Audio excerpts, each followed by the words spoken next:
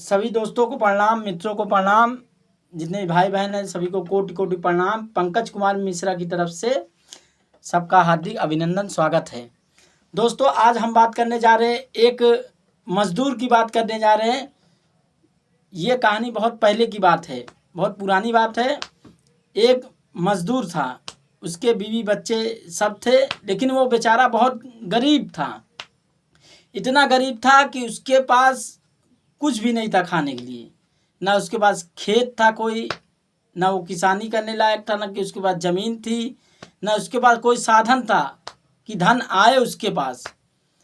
दोस्तों, वो इतना गरीब था, उसके बच्चे जो थे पहनने के लिए कपड़े नहीं थे। समझ रहे हैं दोस्तों? तो हम बात करते हैं उस मजदूर की, जो मजदूर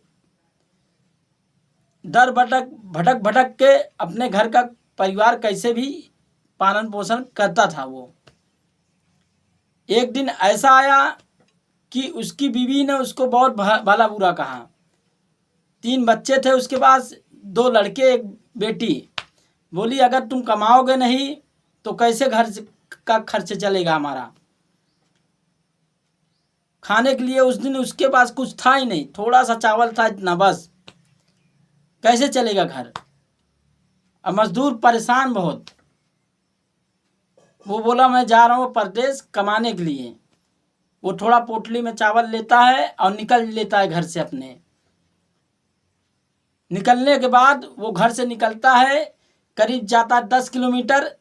10 किलोमीटर जाने के बाद वो क्या देखता है, एक साइकिल से एक आदमी जा रहा है। वो साइकिल देखता है और साइकिल देखने के बाद उसके मन में विचार आता है कि काश ये मेरे पास साइकिल होती तो कितना अच्छा होता। मेरे पास साइकिल होती तो क्या बात होता। मतलब मन में तरह तरह के विचार आने लगे उसके, और वो भगवान को बुरा भला कहने लगता है। फिर इतना होने के बाद वो फिर निकलता है, करीब जाता है 50-60 किलोमीटर पैदल चला जाता है। चप्पल थे नहीं, कांटे वगैरह सब गड़ रहे हैं, कंकड़ पत्थर सब लग रहे हैं उसके पैरों में, लेकिन वो चलते जा रहा है, चलते जा रहा है। जब 50-60 किलोमीटर पहुंचता है तो एक शहर की ओर से निकलता है। शहर की ओर से जो अभी नया नया बन रहा था, वहाँ पर एक मोटरसाइकिल वाले को देखता है। उसके पीछे एक लड़का बैठा रहता है।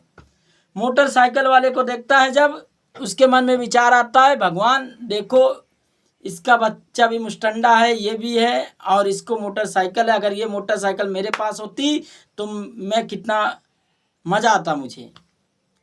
मैं इससे कुछ धंधा करता, बिजनेस करता। वो ऐसे विचार आने लगते हैं। अब भगवान को फिर भला बुरा कहने लगता है। फिर वो निकल जाता है, निकलता है फिर जंगल की ओर। जंगल की ओर जाते जाते जब थक जाता है, वो पोटली में जो चावल रखे रहता है वो चावल निकालता है और चावल थोड़ा खाता है, नदी का पानी पीता है, थोड़ा आराम करता है। 2-4 घंटे आराम करने के बाद जब उठता है, फिर निकलता है वो शहर की ओर, प्रदेश की ओर। जब प्रदेश की ओर धीरे धीरे चलता रहता है तो शहर से थोड़ी दूर पर एक 4 व्हीलर वाले को देखता है। उसके बीवी बच्चे को देखता है। 4 व्हीलर वाला मोटा गेंडा सांडे जैसा, उसकी बीवी भी सांडे जैसी, बच्चे भी सांडे जैसे। अब बीवी बड़े बड़े सोने, बड़े बड़े सोने, हाथ में सोने, ये सोने साड़ियाँ देखता है, अच्छे अच्छे कपड़े देखता है। भगवान को कहता है, भगवान ये देख रहे हो, मेरे साथ अन्याय किए हो आप।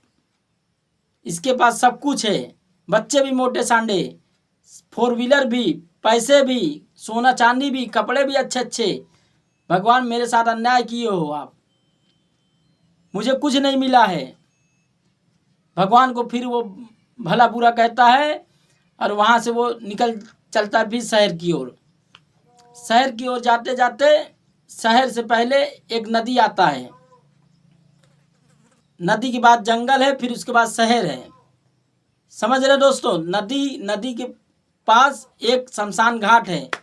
जब वो जाता है शमशान घाट की ओर तो देखता है वही 4 व्हीलर वाला 35-40 साल का मुस्टंडा लोग उसे कंधों पे ले जाके बोलते हैं राम नाम सत्य है, राम नाम सत्य है, ले जाते हैं उसको शमशान घाट की। वो देखता है ये 4 व्हीलर वाला, मुझे तो अभी मिला था 5-6 घंटे पहले, 35-40 साल का वो सेठ था जो मुस्टंडा था, उसको लोग ले जा रहे थे शमशान घाट की ओर। जब वो ले जा रहे थे उसके मन में विचार आया, मजदूर के मन में विचार आया, ए भगवान जो है ठीक है, जितना भी है ठीक है, हम खुश हैं। कि वो सोचा 35-40 साल की उम्र में उसने सब कमा लिया उस सेठ ने। उसके बाद 4 व्हीलर है, बच्चे हैं, बीवी है, सोना है, चांदी है, रुपया ढेर सारा धन है, लेकिन उसकी उम्र है ही नहीं। तो वो समझ गया कि भगवान से माफ़ी मांगने लगा वो मजदूर। और वहाँ उसको देखने के बाद उसके मन में विचार बदल गए। जब विचार उसके बदल गए, बोले मैं भगवान से विनती किया, मैं जो भी कमाऊँगा, जो भी खाऊँगा, ईमानदारी से करूँगा, थोड़ा बहुत ही खाऊँगा। फिर वहाँ से वो शमशान घाट से निकलता है। शमशान घाट से निकलने के बाद जब वो जंगल में प्रवेश करता है, जंगल क्रॉस करने के बाद फिर आ जाता है शहर। लेकिन जंगल अभी क्रॉस नहीं किया उसने। जंगल में जैसे ही इंटर करता, आधा जंगल पहुंचता है तो देखता है तरह तरह की आवाज़ें आ रही जंगल में। आधा पहुंचने के बाद वो देखता है कि उसके सामने एक घड़ा मिलता है, सोने चांदी से भरा रहता है वो, लेकिन उसे मालूम नहीं था। वो सोचा किसी शमशान का मटका है। वो जब उसमें हाथ डालता, देखता सोना चांदी, उसके चेहरे की चमक बढ़ जाती है। चेहरे की चमक इतनी बढ़ जाती है, भगवान को बोलता है, भगवान को धन्यवाद देता है, बोलता है भगवान आप सही हो, मैं गलत हूँ, मुझसे जो भी गलती हुई माफ़ करे मुझे।